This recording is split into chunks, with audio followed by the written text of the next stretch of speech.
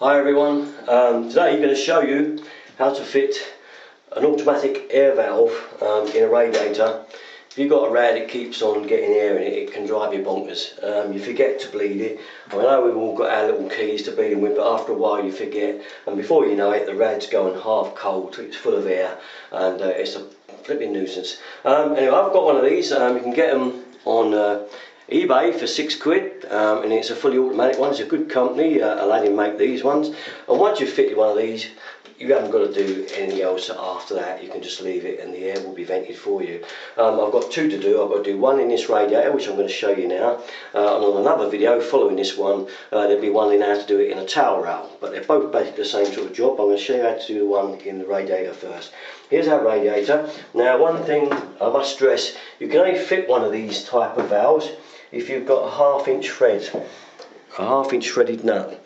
Now that's the cap end. On the other end of the radiator, if you come around here at the camera, you'll see we've got the usual bleed valve. Now it really is up to you. You can take this one out and just put the automatic one in, or you can take the cap out and still leave that one in, and then if any time you did want to, if the cap stopped working, at least you could still vent it. So I tend to take the cap out and that too, because I don't mind. But if you want to take the valve off, take it off. But it's a simple job and you only need one spanner. Okay, it's a real dodgy job. First of all, we're going to turn the water off to the radiator on each end. Okay, mine's got a lock, one of these thermostatic valves down here, which I'm going to turn off. Okay, to 0. And on the other end, you may have a lock shield. If you've got a lock shield, pull the cap off and just turn it off with pliers. But I haven't on this one. I've got an ordinary turn valve. Okay, so I can just shut him down nice and easy like that. Okay, once that's off, we make sure then that there's very little water there. We get our air key and put it in our normal air vent there, and I've got a little container underneath to catch any water. Okay, and it will run. You'll get a tiny bit. Just get a bit of rag or a bit of cloth. Okay, and that's it. That's all there is. Now we'll go around to this side, because I'm going to fit mine on this end and keep that valve there as well anyway, just in case. Although they have got a good reputation, these Aladdin ones, that they don't normally leak. So I'm going to do this end. Now that little bit's run out, I'm going to put this pot over this end, because it will run down this end as it comes out. Okay, there's a little bit there, see it? And we can't help that, I'm afraid that's one of those things. We'll take a valve out, and we'll just lash her in. We'll take her out of the bag. We'll put about a bit of water, but it's already got a washer on it already. Okay, so we can get it straight in. Okay, thread her in, it's very simple, look at that, no problem. So as long as you've got something on the floor to catch the excess water that comes out, and it's still got a little square on it there, so you can get your spanner nice and easily on it, especially if you've got a little one like this.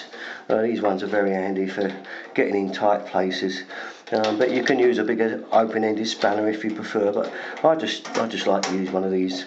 I've always used one of these and it always does the job. Okay, so you just tighten them in like so. Okay, you feel it go tight, that's it. And that's it now, because all we're going to do now is turn this one off. We opened.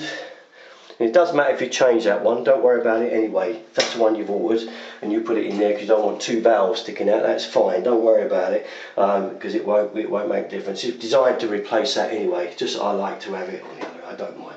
What we're going to do then is turn it back on, and you can hear it bleed. Did you hear it go? You heard it self-bleed there. I'll turn this one on as well. Okay, clear up your little bit of water, and that's it. This little device now will keep this bled all the time. We won't have to keep bleeding it anymore, and you can forget about it, and it saves you a lot of energy, because if you forget to bleed radiators, they gradually build up with air and it's costing you money. You're still running your boiler, it's still running and not eating up the radiator. So for £6 you can fit it and forget it. Okay, so I think it's well worth the money, worth doing. Okay, so another nice little tip from me, I hope helps you all out, everybody. Derek33 for all my videos.